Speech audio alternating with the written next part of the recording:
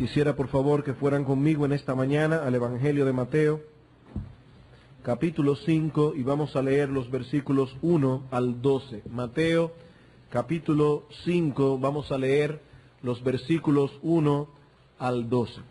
Y luego de leer este texto iremos una vez más a la presencia de Dios en oración. Viendo la multitud, subió al monte, y sentándose vinieron a él sus discípulos, y abriendo su boca les enseñaba diciendo: Bienaventurados los pobres en espíritu, porque de ellos es el reino de Dios. Bienaventurados los que lloran, porque ellos recibirán consolación. Bienaventurados los mansos, porque ellos recibirán la tierra por heredad. Bienaventurados los que tienen hambre y sed de justicia, porque ellos serán saciados. Bienaventurados los misericordiosos, porque ellos alcanzarán misericordia. Bienaventurados los de limpio corazón, porque ellos verán a Dios. Bienaventurados los pacificadores, porque ellos serán llamados hijos de Dios. Bienaventurados los que padecen persecución por causa de la justicia, porque de ellos es el reino de los cielos. Bienaventurados sois cuando por mi causa os vituperen y os persigan, y digan toda clase de mal contra vosotros mintiendo. Gozaos y alegraos, porque vuestro galardón es grande en los cielos, porque así persiguieron a los profetas que fueron antes de vosotros. Vamos a orar. Jehová de los ejércitos, toda la tierra está llena de tu gloria. Y así como los siervos miran a la mano de su Señor, y las siervas miran a la mano de su señora, así también nuestros ojos levantamos a ti porque esperamos en ti. Cuán grande es la tarea que tú has puesto sobre los ministros del Evangelio, la tarea de exponer tu palabra, la tarea de edificar a los santos, la tarea de traer a los pecadores al conocimiento de Cristo. Oh Dios, y para estas cosas, ¿quién es suficiente? Si tú no desciendes de los cielos y abres el entendimiento, es en vano lo que estamos haciendo aquí. Por eso, Señor, suplicamos tu ayuda, suplicamos tu bendición, que tú puedas llenar nuestras deficiencias para que tu palabra pueda llegar en esta mañana a tu pueblo con poder. Te lo suplicamos en el nombre de Jesús. Amén. La semana pasada iniciamos una serie de sermones expositivos sobre el Sermón del Monte, considerando algunos aspectos generales de este pasaje que son indispensables para su correcta interpretación. Como vimos en nuestro sermón anterior, es peligroso ir directamente a los detalles sin tomar en consideración la enseñanza global. Debemos ir de lo general a lo particular, porque de lo contrario corremos el peligro de caer en un desbalance de la verdad. Y una verdad desbalanceada ya dejó de ser verdad en el mejor sentido de ese término. Habiendo considerado entonces esas generalidades del Sermón del Monte, hoy queremos introducirnos en la primera parte, o si quieren un lenguaje más homilético, en el primer punto, el primer encabezado del sermón de nuestro Señor, el pasaje que conocemos como las bienaventuranzas que acabamos de leer en los versículos 3 hasta el versículo 12 del capítulo 5. Como muchos de ustedes saben, la palabra bienaventurado significa sencillamente feliz, pleno, dichoso, satisfecho. Esta expresión describe una persona que ha llegado a conocer por su experiencia lo que el puritano Jeremiah Burroughs llama la extraña joya del contentamiento cristiano. Una persona bienaventurado ha conocido eso. Es una persona feliz, plena, satisfecha. Así que Cristo lo que nos está diciendo aquí en este texto en su calidad de Mesías es que una de las características que poseen los ciudadanos de su reino es que conocen esa bienaventuranza, esa felicidad. Los cristianos poseen el carácter descrito aquí y por eso son bienaventurados. Debemos recordar una vez más que Cristo no nos está enseñando aquí cómo podemos llegar a ser cristianos. Hermanos, esto es importante y amigos que nos visitan. Cristo no nos está enseñando en este texto cómo podemos llegar a ser cristianos. Esa no es la enseñanza del Sermón del Monte, ese no es el mensaje esencial del Evangelio. En ningún lugar del Nuevo Testamento se nos dice, haz esto y serás salvo. Haz esto y vivirás. El mensaje del Nuevo Testamento es, cree en el Señor Jesucristo y serás salvo. En una ocasión los judíos en Juan capítulo 6 preguntaron al Señor, ¿qué debemos hacer? Noten la pregunta, ¿qué debemos hacer para poner en práctica las obras de Dios? He aquí el problema primario del hombre natural para entender y aceptar el mensaje del Evangelio. El hombre natural no puede concebir que este asunto es por gracia. Él desea hacer algo. El hombre natural es pretencioso. Se le ha hablado tanto de sus capacidades innatas que él ciertamente ha llegado a creer que posee la capacidad para vivir una vida agradable a Dios en sus propias fuerzas. ¿Qué debemos hacer?, preguntan estos judíos. Y Cristo responde en el capítulo 6 de Juan, versículo 29, esta es la obra de Dios, que creáis en el que Él ha enviado. He aquí una respuesta humillante para el orgullo del hombre. Ellos preguntaron por obras en plural. ¿Cuáles son las obras que debemos poner en práctica? Pero Cristo responde en singular. Hay una sola cosa que se requiere, que creáis en mí. Y eso no es obra de hombre, es obra de Dios. He aquí la obra de Dios, que creáis en el que Él ha enviado. Y esa es la enseñanza que encontramos a todo lo largo del Nuevo Testamento. Por gracia sois salvos. Efesios 2, 8 y 9. Por medio de la fe. Y esto no de vosotros. Es un don de Dios. Es una gracia de Dios. Es un regalo de Dios. No por obras para que nadie se gloríe. Así que el Sermón del Monte no nos está enseñando un camino de salvación por obras. Cristo no nos está diciendo allí, hagan esto y serán cristianos. Su mensaje es, si sois cristianos, debéis vivir así. Estas son las características de los ciudadanos de mi reino. Y por tener esas características, mis súbditos son bienaventurados. La primera cosa que menciona el Señor en su sermón es el estado de bienaventuranza que caracteriza a los suyos. Y eso es interesante, hermanos. La última palabra que aparece en el Antiguo Testamento, en Malaquías capítulo 4, versículo 6, es la palabra maldición.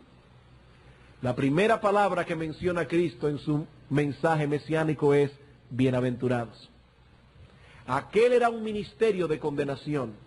Cristo es ministro de un nuevo pacto, sustentado con mejores promesas. 9 veces en tan solo 9 versículos el Señor dice bienaventurados, bienaventurados, y añadiendo en el versículo 12, gozaos y alegraos. Eso no significa, como veremos en un momento, que los cristianos son personas ajenas a las tristezas y a las experiencias dolorosas que abaten a todos los seres humanos, cristianos o no. En ningún lugar de las Escrituras se nos enseña tal cosa. No obstante, en ese sermón encontramos a Cristo hablando de los suyos, hablando a los suyos acerca de la bienaventuranza que ha de caracterizar a los ciudadanos de su reino.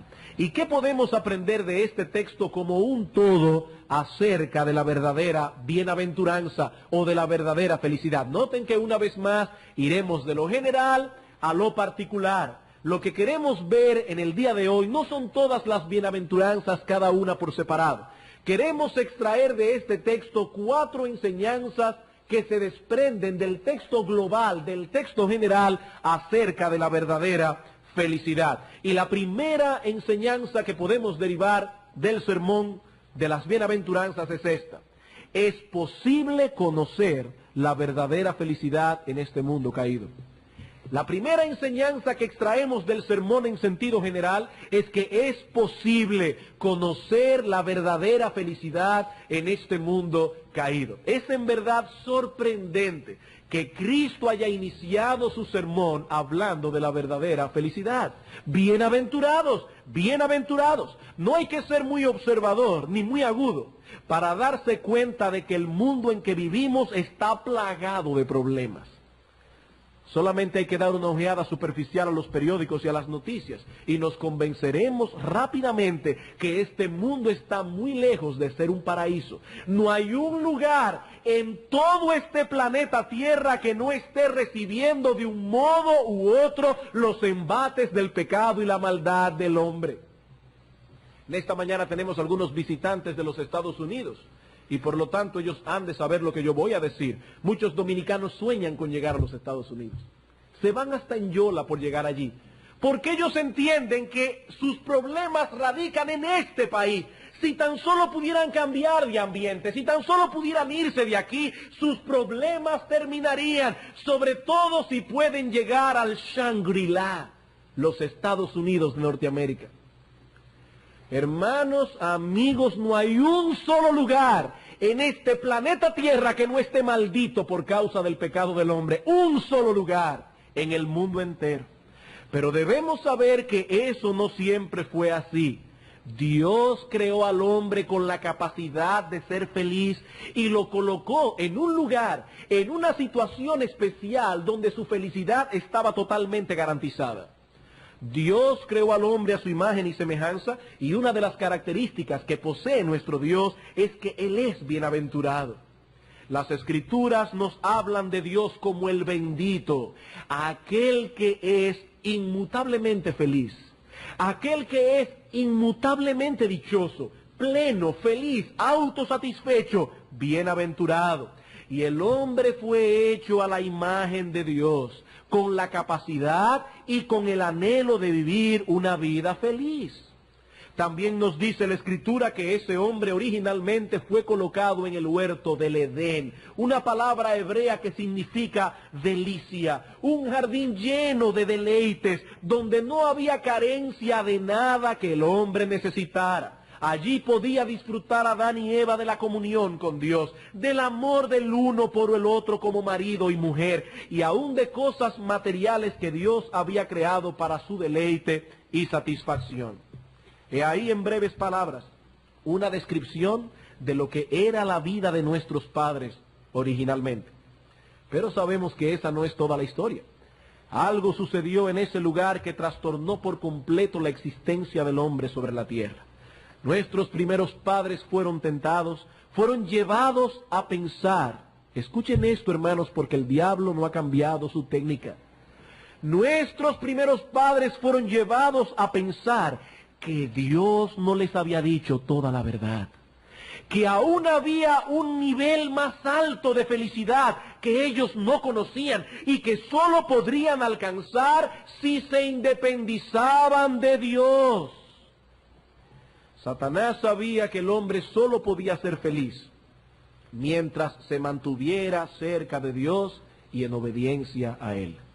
El hombre sería feliz siempre y cuando Dios continuara siendo su porción, siempre y cuando continuara rigiendo su vida por la norma revelada por Dios en su palabra. Así que solo una cosa podía destruir la felicidad del hombre, el pecado. Y eso fue precisamente lo que Satanás introdujo en el huerto del Edén. El Señor Jesucristo nos advirtió que Satanás es un homicida y un engañador. Su propósito primario es destruir al hombre por medio del engaño. Sedujo a nuestros primeros padres prometiéndoles una supuesta libertad que ellos no conocían. ¿Cuál era esa libertad? El ser libre de Dios. Recuerdo hace muchos años, cuando era todavía inconverso, leí una obra de aquel famoso filósofo existencialista Jean-Paul Sartre. Y en esa obra alguien decía, hablando en representación de Dios, el hombre es libre de mí, el hombre es libre de mí, él puede hacer lo que quiera. Y Dios decía en aquel momento, pero no se lo digan al hombre, porque le pegarían fuego a los cuatro costados de mi palacio. Diciendo en otras palabras, el hombre es libre, pero él no lo sabe. Sí, el hombre es libre de Dios cuando cayó en pecado. Lo que el diablo no le dijo al hombre es que ser libre de Dios era ser esclavo del pecado, era ser esclavo del diablo y era ser esclavo de sus propias pasiones. El diablo no le dijo toda la verdad. Pero noten algo importante, noten algo importante. El hombre pecó y con el pecado todo quedó trastornado, excepto una cosa, la capacidad del hombre de ser feliz y su anhelo de llegar a serlo. El hombre perdió su felicidad, pero el pecado no destruyó la capacidad que hay en el hombre para ser feliz, porque todavía seguimos siendo la imagen de Dios. Una imagen trastornada, es cierto, pero somos hechos a la imagen de Dios. El hombre desea ser feliz. El hombre desea ser feliz. Como alguien ha dicho, la felicidad es el blanco al que todas las personas apuntan. Y aun cuando las experiencias nos enseñan que este mundo está lleno de dolor, lleno de miseria, lleno de angustia, aún así tenemos esperanza de alcanzar algún día la felicidad. El soltero cree que la alcanzará cuando se case, el pobre cree que la alcanzará cuando sea rico, el que tiene un matrimonio cuando su esposa se muera, y así sucesivamente. Cada persona tiene la esperanza de alguna manera de llegar a ser feliz. Y lo que Cristo nos dice en el Sermón del Monte es que ciertamente eso es posible. Que ciertamente eso es posible. En este mundo miserable, en este mundo maldito por el pecado, viven personas a quienes Cristo llama bienaventurados. No se trata de un sueño imposible, inalcanzable. Estas personas tienen una correcta perspectiva de la vida, una correcta relación con Dios y por lo tanto disfrutan de algo que el mundo no conoce. El mundo no conoce esto. No son personas escapistas, ni tampoco ligeros en su evaluación de los dolores y angustias de esta vida presente, no, pero son bienaventurados. No son felices en el sentido o a la manera del mundo, sino a la manera de Dios.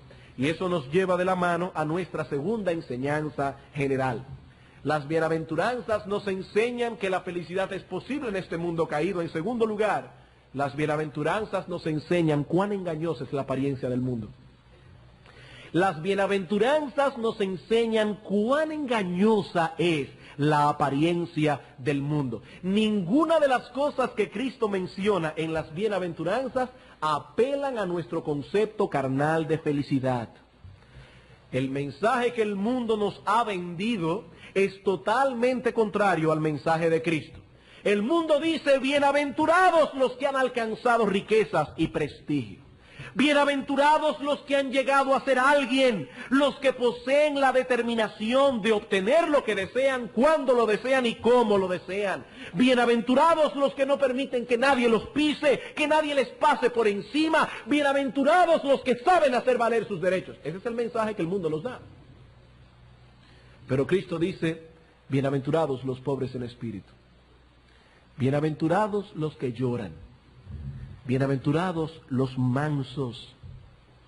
Una cosa es clara, los dos mensajes no pueden ser verdaderos, porque son mutuamente exclusivos, se excluyen el uno al otro.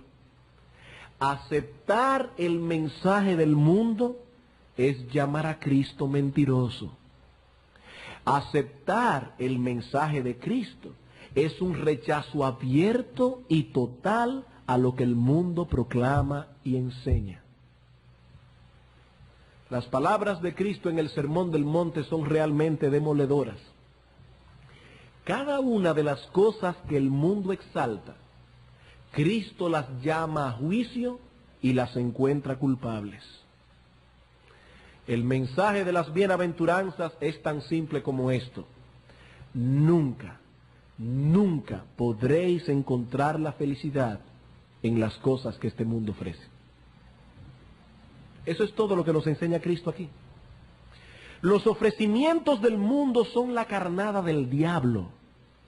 Él conoce al ser humano y sabe que tenemos la capacidad y el anhelo de ser felices. Por tanto, lo que Él hace es capitalizar nuestros deseos para llevarnos cada vez más lejos de Dios, quien es la fuente de toda felicidad. Amigo, no lo olvides. Satanás es un homicida y un destructor, y ha creado todo un entinglado engañoso por medio del cual intenta destruir tu vida.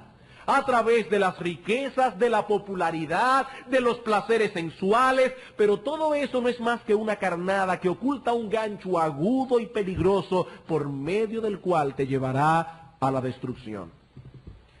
Algunas pocas veces en mi vida he tenido el placer de ir a pescar. Y realmente es algo placentero ir de pesca. Cuando se hace con una carnada, se escoge algo que resulte apetitoso para los peces y allí se oculta el anzuelo. Así que al echar la carnada en el agua, nuestro propósito no es alimentar a los peces. Ese no es el propósito del pescador. Nuestro propósito es tenerlos listos para nuestra próxima cena. Y eso es exactamente lo que el diablo quiere hacer contigo. Eso es exactamente lo que el diablo quiere hacer contigo. Y él lo hace apelando a aquellas cosas que son apetitosas para tus sentidos carnales. Si las palabras de Cristo son verdaderas en las bienaventuranzas, entonces nos han estado engañando. Hermanos, nos han estado engañando a través de la televisión, a través del periódico, a través de la radio, a través de las revistas, a través del cine. Nos han estado engañando. Todo lo que el mundo ofrece es una ilusión, es un engaño. Si alguna vez hubo un hombre que hubiese podido alcanzar la felicidad a través de las cosas que este mundo ofrece, ese fue Salomón. Quizás como ningún otro hombre en la historia de la humanidad, este pudo alcanzar todo lo que el mundo considera como un prerequisito para ser feliz. El mundo dice, si tú tienes riquezas, cosas de placeres, tienes fama y prestigio, tienes que estar loco para no ser feliz. Bueno, Salomón disfrutó de todo eso. En primer lugar, pertenecía a la nobleza. Era hijo del rey David y por lo tanto pertenecía a la línea real a través de la cual vendría el Cristo, el Mesías, la línea real más noble que alguna vez haya existido. En segundo lugar, era inmensamente rico, inmensamente rico. Nos dice la Escritura que en la época de Salomón la plata era tan común como las piedras. Nadie apreciaba la plata. Y su palacio real era tan majestuoso que probablemente no ha existido otro igual. En tercer lugar, era inteligente, muy inteligente. Su sabiduría era tan admirada que en su tiempo los reyes y los príncipes venían a escuchar a Salomón hablando. Y en cuarto lugar, disfrutó de los placeres sensuales como probablemente pocos han podido hacerlo. Mientras estuvo alejado de Dios, no negó este hombre a sus ojos nada que desearan. Lo tenía todo: casas, caballos, sirvientes, músicos, viñedos, estanques con peces, jardines, y por si todo eso fuera poco, 1000 mujeres. 1000 mujeres. Si las normas del mundo fuesen correctas, Salomón debió haber sido un hombre extraordinariamente feliz. ¿Saben cuál fue la conclusión de este hombre cuando llegó al final de su vida? Vanidad de vanidades. Todo es vanidad. Todo es vanidad. En palabras de nuestro Señor Jesucristo, Salomón entendió por la experiencia que la vida del hombre no consiste en la abundancia de los bienes que posee. Lucas 12:15. ¿Saben cuál es el problema? Que las cosas materiales no pueden tocar el alma, porque el alma es espiritual. Es tan simple como eso. No puedes llenar una necesidad espiritual con algo material. Eso es imposible, son cosas incompatibles. Nunca llenarás tu vacío comprando un auto nuevo, o mudándote de casa, o irte a vivir a los Estados Unidos, o destruyendo tu matrimonio y casándote con otra persona para comenzar otra vez. Eso no trabaja, porque tu necesidad es espiritual. Vamos a explicarlo a la inversa, y tal vez es más fácil entenderlo. Es la 1 de la tarde, y tienes un hambre atroz. ¿Qué se supone que debes hacer? ¿Saciar el hambre escuchando un buen sermón? ¿O viendo y contemplando un cuadro hermoso? No, lo que debes hacer es comer. Los buenos sermones no quitan el hambre, ni tampoco los paisajes hermosos. Pueden entretenerte y hacerte olvidar que tienes hambre, pero no van a saciar el vacío que tienes en el estómago, porque ese vacío es físico y solo puede ser llenado con algo físico, en este caso los alimentos. Bueno, pues lo mismo sucede con el vacío que tenemos en el alma. Ese vacío es espiritual. Ninguna cosa de este mundo logrará llenarlo. El mundo dice que puede, pero eso no es más que una apariencia engañosa, una ilusión, una pretensión diabólica. Ni las riquezas, ni la fama, ni los placeres sensuales pueden dar al hombre la satisfacción que prometen. ¿Alguna vez han leído la historia de los hombres ricos de nuestra generación, de esos grandes actores y actrices de Hollywood? Los actores de Hollywood son el prototipo del éxito de acuerdo a lo que el mundo promete. Famosos, ricos, y se dan todos los gustos habidos y por haber sin que nadie los moleste. Lean sus vidas y verán que son probablemente las personas más desgraciadas que existen en este planeta. Vean cómo mueren, vean cómo viven al final de sus vidas cuando el glamour pasa y su rostro comienza a arrugarse y comienzan a perder la fama y el prestigio de que disfrutaron cuando eran jóvenes. Y ustedes verán que sus vidas son malditas. Son unos desgraciados.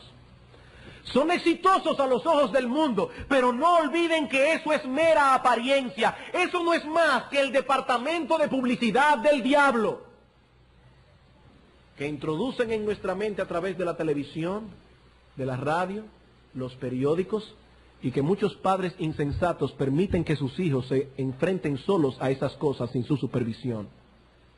Es una insensatez dejar que nuestros hijos merodeen solos por el departamento de publicidad del infierno. Hay que ser muy necio para hacer eso.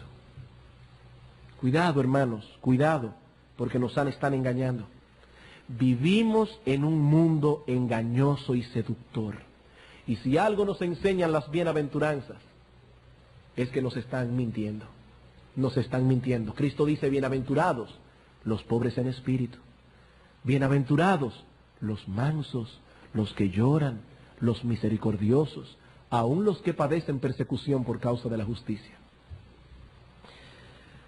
Pero en tercer lugar, también aprendemos de las bienaventuranzas que la verdadera felicidad consiste en conocer a Dios, en vivir en comunión con Él y en obediencia a sus preceptos. Las bienaventuranzas como un todo nos enseñan que la verdadera felicidad consiste en conocer a Dios, en vivir en comunión con Él y en obediencia a sus preceptos. Tanto la primera como la última bienaventuranza concluyen con las mismas palabras. Bienaventurados los pobres en espíritu, porque de ellos es el reino de los cielos. Bienaventurados los que padecen persecución por causa de la justicia, porque de ellos es el reino de los cielos. Esa es la razón primordial por la cual las personas descritas en este pasaje son felices, porque pertenecen a ese reino. En una ocasión el Señor Jesucristo envió a un grupo de 70 personas a predicar el Evangelio. Y al volver estas personas estaban eufóricas porque vieron que los demonios se sujetaban en el nombre de Cristo. El Señor Jesucristo aprovechó esta oportunidad para darles una perspectiva correcta a los suyos acerca de la verdadera felicidad. Lucas 10:20. No os regocijéis de que los espíritus se os sujetan, sino regocijaos de que vuestros nombres están escritos en los cielos. He ahí la razón primordial de vuestro gozo. Pertenecéis al reino de los cielos. ¿Y qué es esto del reino de los cielos? ¿Qué quiso decir el Señor cuando habló de este reino? Bueno, debo advertir que no es mi interés en esta mañana entrar en una discusión teológica profunda de esta expresión. Así que me limitaré a dar una definición bien simple. El reino de los cielos es la esfera en que Cristo ejerce su gobierno como Rey Mesías sobre su pueblo. Se trata de una realidad presente, pero que tendrá su consumación perfecta en el futuro.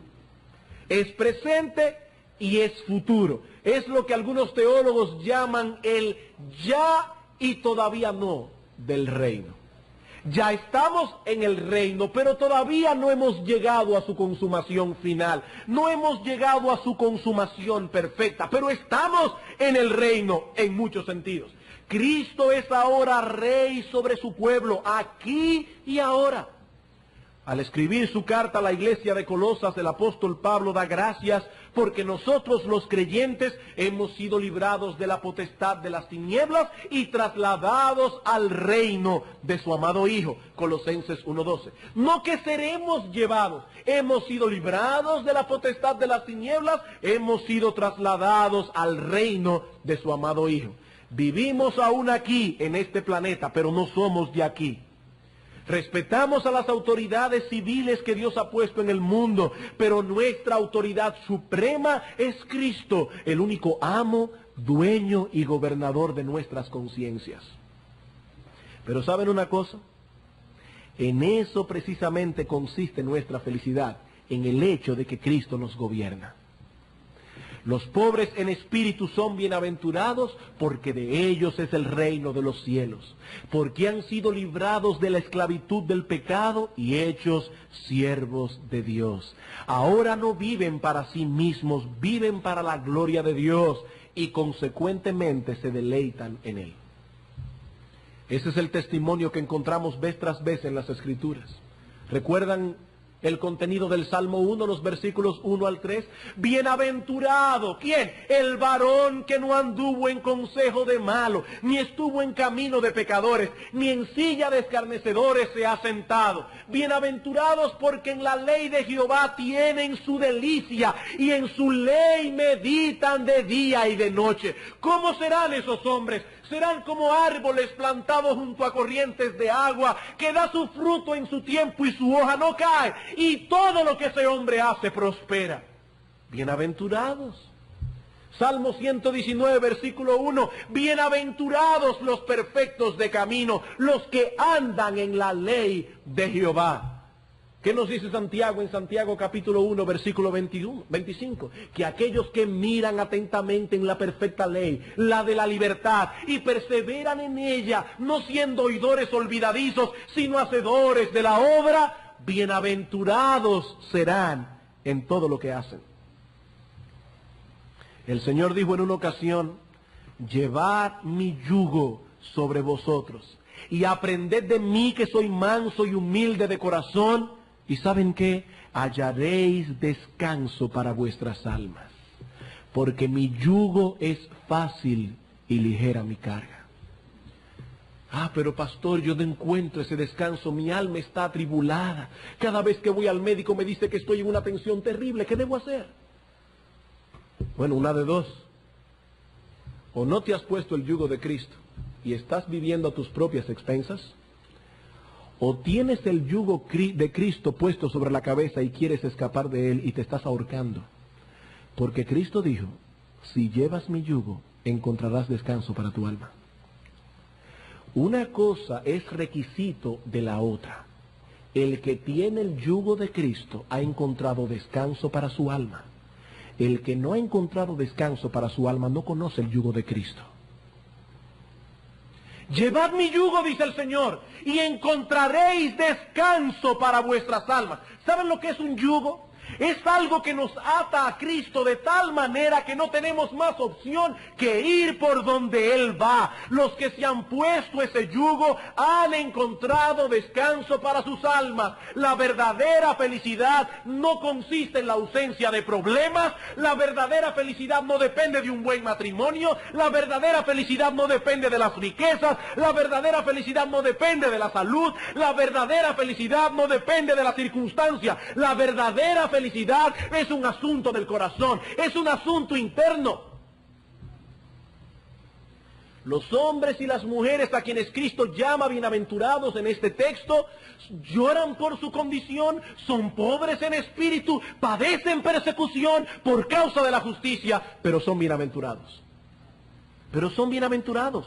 Es extraño esto, pero son bienaventurados.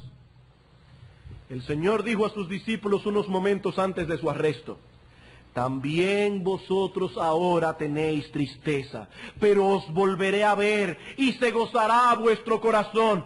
Pero hermanos, escuchen estas palabras, grábenla en su corazón y subráyenla. Nadie os quitará vuestro gozo. Juan 16, 22. Se gozará vuestro corazón y nadie, nada absolutamente os quitará vuestro gozo. No podrán hacerlo, dice Cristo, porque vuestro gozo no es circunstancial, vuestro gozo no es externo, puede ser experimentado aún en medio del más profundo dolor. Es el gozo de saber que Dios está en control, es el gozo de saber que todo esto tiene un propósito. Hermanos, Cristo es nuestro Rey, y no solamente para dar órdenes, sino también para cuidar y proteger a sus súbditos. Él es nuestro Rey, y allí está nuestra dicha. Alguien decía que la gloria de un rey depende del bienestar de sus súbditos. Cuando vamos a un país pobre, carente de muchas cosas básicas, eso desdice mucho de sus gobernantes. Cuando vamos a la iglesia de Cristo, donde Cristo es Señor, donde Cristo es Rey, el mundo tiene que ver que nosotros conocemos una felicidad que ellos no conocen, porque eso es lo único que dará gloria a nuestro gobernante. El hombre que no conoce a Dios es un miserable. No importa qué tanto pueda poseer y disfrutar de las cosas que este mundo ofrece, a la hora del dolor y de la aflicción, le aseguro que no encontrará consuelo en ninguna de esas cosas. Dice Proverbios capítulo 11, versículo 4, que las riquezas no aprovecharán en el día de la ira. Yo no quiero ser en esta mañana sonar cursi. Si algo me molesta a mis oídos son las frases prefabricadas y las frases cursis. Pero en esta mañana me voy a arriesgar a usar una que ustedes conocen muy bien, pero que tiene mucho de verdad. Así que si soy cursi, lo seré para la gloria de Dios. Alguien ha dicho que el dinero puede comprar una buena cama, pero no compra el sueño. El dinero puede comprar una buena casa, pero no compra un hogar. El dinero puede comprar medicina, pero no compra la salud. El dinero ni las riquezas podrán satisfacer a nadie en el día de la ira. No lo librarán. ¿Recuerdan ustedes cuando Belsasar, el rey de Babilonia, estaba en fiesta en su palacio, bebiendo con los vasos de oro que pertenecían al templo, con toda su pompa y toda su majestad, en el libro de Daniel? Belsasar estaba feliz, contento. Este hombre era rey de la máxima potencia que había en el mundo en aquella época. Pero dice la palabra de Dios que repentinamente apareció en la pared una mano escribiendo Mene, Mene, Tekel, Uparsin. Belsasar, tu reino ha sido puesto en balanza y hallado falto. Yo me pregunto, ¿qué pudieron hacer las riquezas de Belsasar por él en ese momento? ¿Saben lo que nos dice la Escritura en Daniel 5:6? Que el rey palideció y sus pensamientos lo turbaron y se debilitaron sus lomos y sus rodillas daban la una contra la otra. Su conciencia le decía: Belsasar, eres culpable. Y un hombre con una conciencia culpable no puede ser feliz, aunque tenga todo el oro que puede producir este mundo. Sus rodillas comenzaron a chocar la una contra la otra. Belsasar se volvió una masa de pan en ese momento y sus riquezas no podían hacer nada por él, porque no podían acallar la voz de su conciencia que le decían: eres culpable, eres culpable. Alguien dijo en una ocasión que las cosas de este mundo tienen la misma capacidad para guardarnos de las turbaciones del alma que la que tiene un papel para detener una bala. La misma capacidad. Y si no pueden hacer nada por nosotros las riquezas en ese momento, entonces son vanidades ilusorias. En cambio, dice el salmista en el Salmo 84, versículo 12, Jehová de los ejércitos, dichoso, bienaventurado, feliz el hombre que en ti confía. He allí la verdadera bienaventuranza. Consiste en conocer a Dios, en confiar en Él, en vivir para Él, en andar en obediencia a su voluntad revelada. Bienaventurados los perfectos de camino, los que andan en la ley del Señor. Es imposible vivir en obediencia a esa ley y ser infeliz desde el punto de vista de Dios.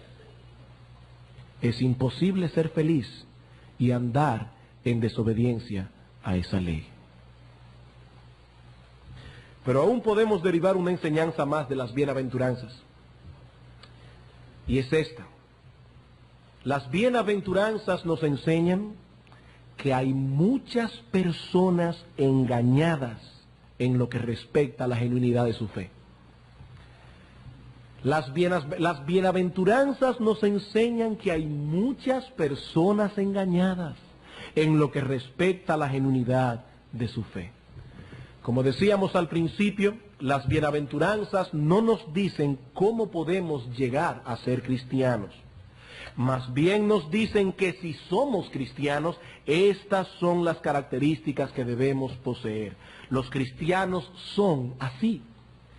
Todos ellos han de ser así. Aquí no se nos está describiendo a algunos cristianos excepcionales. Cristo dice que las personas que son como las que Él está describiendo en este texto pertenecen al reino de los cielos. Y las demás no tienen parte ni suerte en este asunto. Eso es lo que Cristo nos está diciendo. Los cristianos son así. Los que no son así no son cristianos. Tan sencillo y llano como eso pueda sonar. Y es interesante ver que el Señor repite en su sermón este concepto vez tras vez para que no haya lugar a dudas al respecto. Mateo capítulo 5, versículo 20. Porque os digo que si vuestra justicia no fuere mayor que la de los escribas y fariseos, no entraréis en el reino de los cielos. Ellos se apegan a una obediencia meramente externa de la ley. Los cristianos obedecen la letra, pero también obedecen el espíritu. Ellos se afanan por cumplir ciertos mandamientos de la ley. Los cristianos quieren vivir a la luz de todo el consejo de Dios. Por lo tanto, los ciudadanos de mi reino tienen una justicia mayor que la de los escribas y fariseos. Y si no tenéis esa justicia mayor, no entraréis en el reino de los cielos.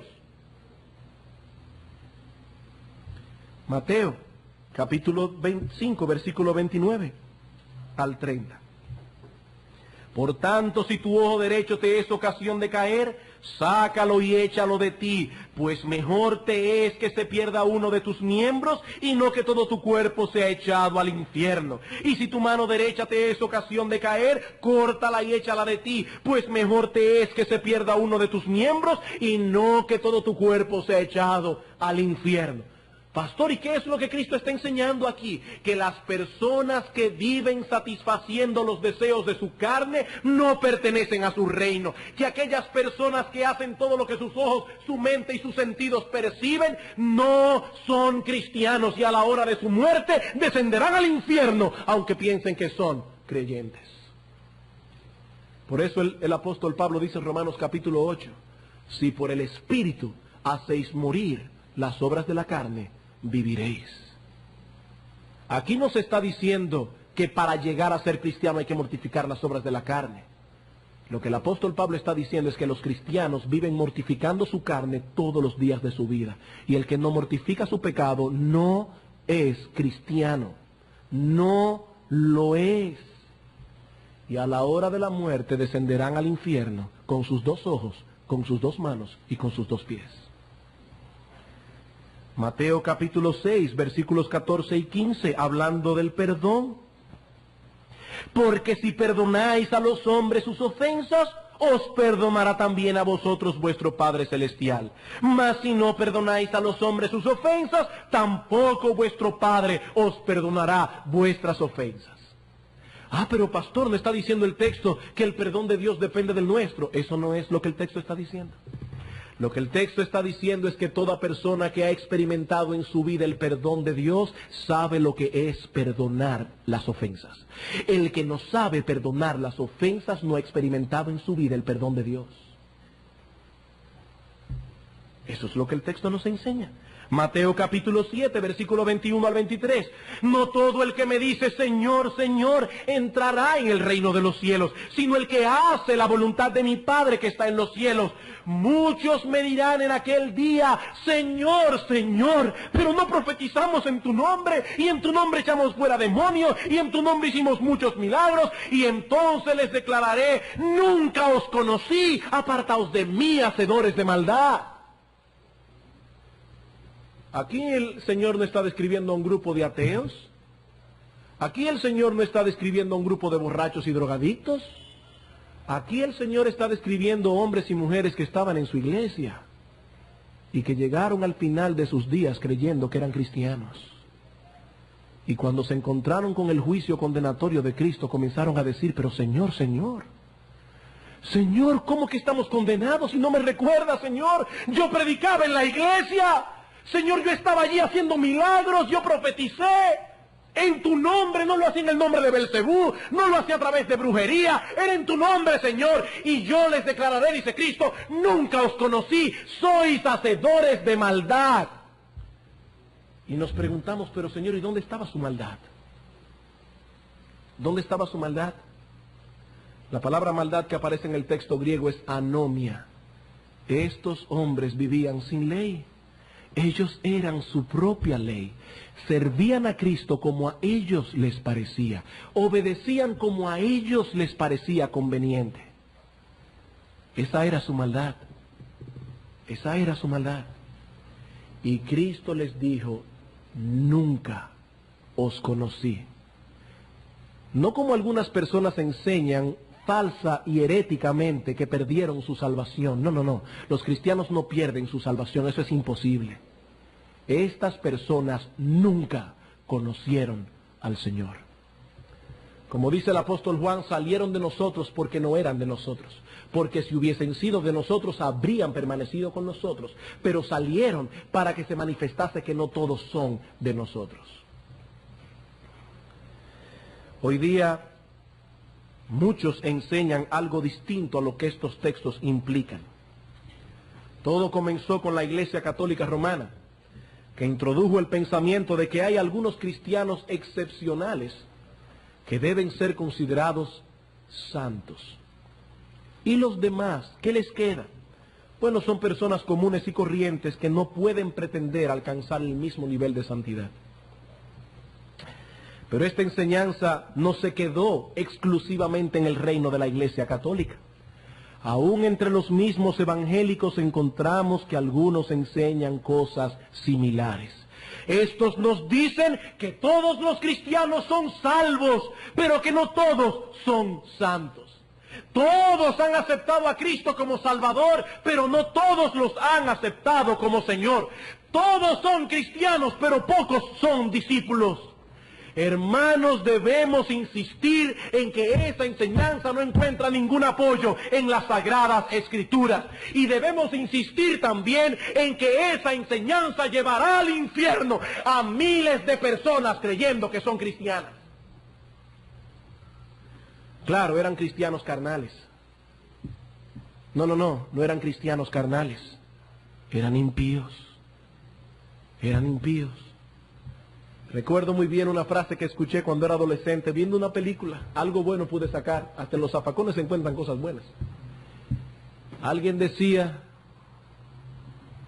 si camina como un ganso, habla como un ganso y se mueve como un ganso, mire, no le quepa la menor duda, es un ganso. Si habla como un impío, se viste como un impío, le gusta lo que le gusta a los impíos, camina como un impío, no es un cristiano carnal, es un impío. Un impío que profesa ser cristiano.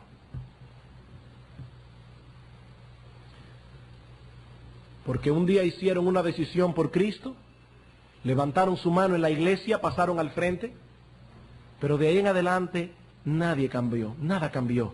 Cristo nos dice en las bienaventuranzas que los ciudadanos de su reino son distintos, esencialmente distintos de aquellos que no lo son. Cristo dice aquí que los cristianos son pobres en espíritu.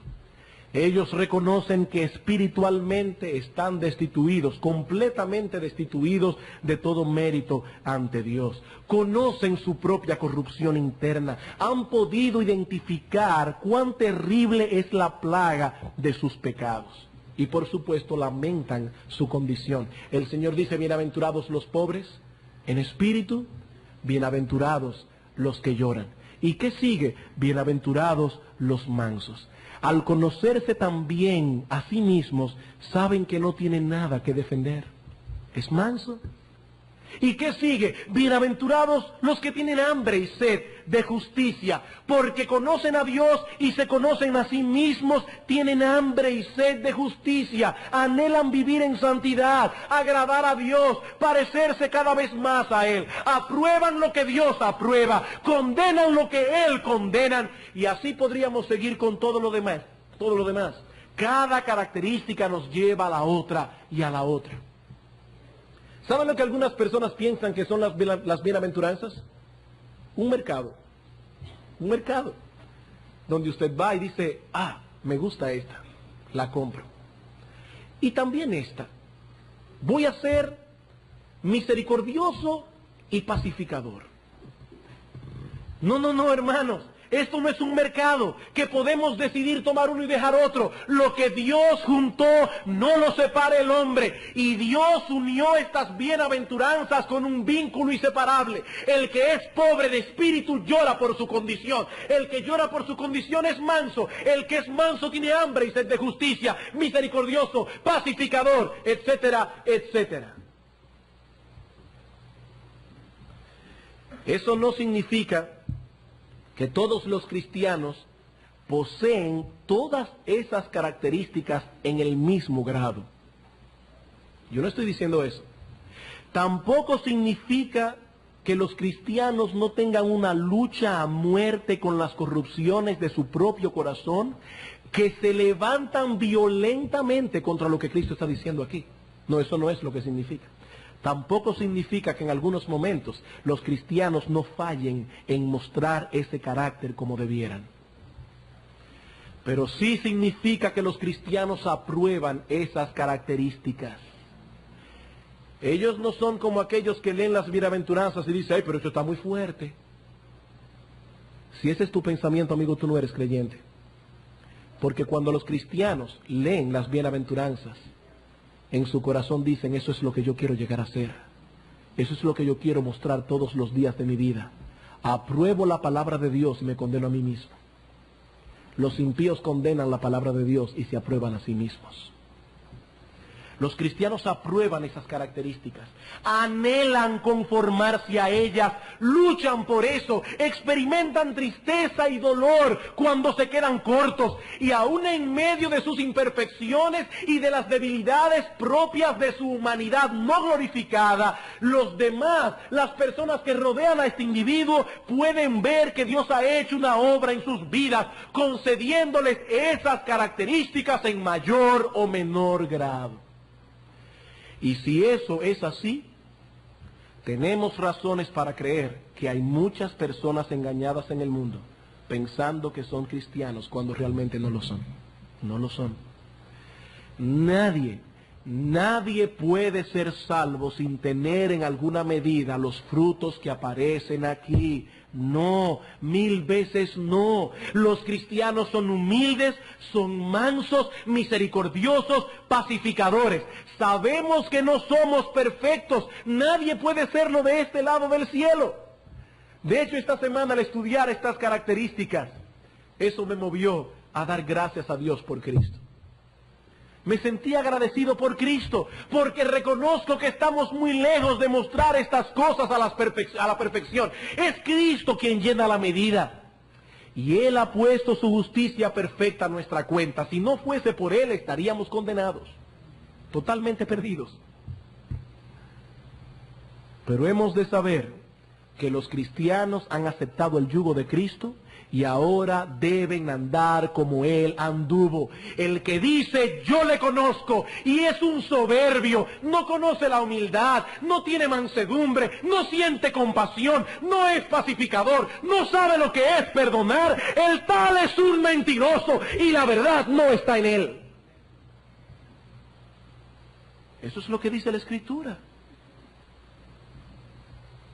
No caeremos en el error de los perfeccionistas que enseñan que los cristianos pueden alcanzar la perfección en esta vida presente. No. Pero tampoco caeremos en el error de los antinominianos que nos dicen que los cristianos, o que se puede ser cristiano sin mostrar las evidencias de lo que somos a través de una vida santa. Eso es antinomianismo. Los teólogos de hoy nos dicen, son cristianos carnales. La Escritura nos dice, sin santidad nadie verá al Señor. Sin santidad nadie verá al Señor. A aquel a quien Dios justifica también lo santifica. Los cristianos son aquellos que Cristo describió en este pasaje. Con todas sus imperfecciones y debilidades manifiestan esas características, luchan por ellas, se afanan por crecer en ellas día tras día. Y amigos, si ese no es tu caso, no debes engañarte a ti mismo. Estás excluido del reino de Dios de acuerdo a la evaluación de Cristo. Pero yo soy miembro de esta iglesia. Amigo, yo no sé si tú eres miembro de esta iglesia. La Escritura dice que los cristianos son humildes, lloran por su condición, son mansos, misericordiosos, compasivos, pacificadores, saben lo que es perdonar como Cristo los perdonó, y aún con sus debilidades e imperfecciones, aún así, los demás pueden reconocer que esa obra de gracia ha sido hecha en su corazón. Si tú no sabes lo que es eso, amigo, tú estás perdido. Tú estás perdido, irremisiblemente perdido. ¿Qué debo hacer entonces? En primer lugar, reconocer tu incapacidad para llenar esa medida. Lo primero que debes hacer es reconocer tu incapacidad para llenar esa medida. Recuerda que el reino de los cielos es para los pobres de espíritu, para aquellos que reconocen su miseria espiritual delante de Dios. A ellos y solo a ellos ha prometido Dios traer a la comunión íntima con Él. La verdadera felicidad comienza por una evaluación correcta de lo que somos delante de Dios. No de lo que somos delante de los demás, no. Una evaluación correcta de lo que somos delante de Dios. ¿Y qué somos? No somos nada, no tenemos mérito alguno, pero Cristo llenó la medida. Y Él ha prometido poner su justicia perfecta en la cuenta del pecador por medio de la fe. Pastor, pero créame que yo he reconocido mi pecado. Sin embargo, yo veo que mi vida es completamente contraria a lo que dice aquí, totalmente contraria. Bueno, es posible que has reconocido tu maldad, que hayas llegado al reconocimiento de tu pecado, pero no tienes el menor interés de que Cristo gobierne sobre ti. Ese es el problema. Bienaventurados los pobres en espíritu, porque de ellos es el reino de los cielos, el lugar donde Cristo gobierna. ¿Es allí donde tú quieres vivir? ¿O quieres vivir en el reino del mundo recibiendo los beneficios del reino de Dios? Eso no se puede. Eso es imposible. Cristo dice que aquellos que creen en Él le obedecen. Y aquellos que creen en Él, Cristo por gracia pone en su cuenta, por la fe, no por su obediencia, porque nuestra obediencia siempre será imperfecta. Hermanos, no se abatan por el hecho de que no llenamos la medida. Nunca la llenaremos de este lado del cielo. Nunca. Cristo llenó la medida por nosotros y Él ha puesto en nuestra cuenta su justicia por medio de la fe. Ese es el mensaje del Evangelio. Cree en el Señor Jesucristo y serás salvo. No dice haz esto o lo otro, dice cree. Pero nota quién es el objeto de esa fe. El Señor Jesucristo. Si crees que Él es el Señor, llevarás su yugo. Si llevas su yugo, serás como la persona descrita en este pasaje. Y si eres como la persona descrita en este pasaje, conocerás la verdadera felicidad. Ese es el mensaje de la palabra de Dios, el mensaje que podemos aprender de las bienaventuranzas. Que Dios nos conceda luz en esta mañana para que podamos hacer una evaluación correcta de nosotros mismos.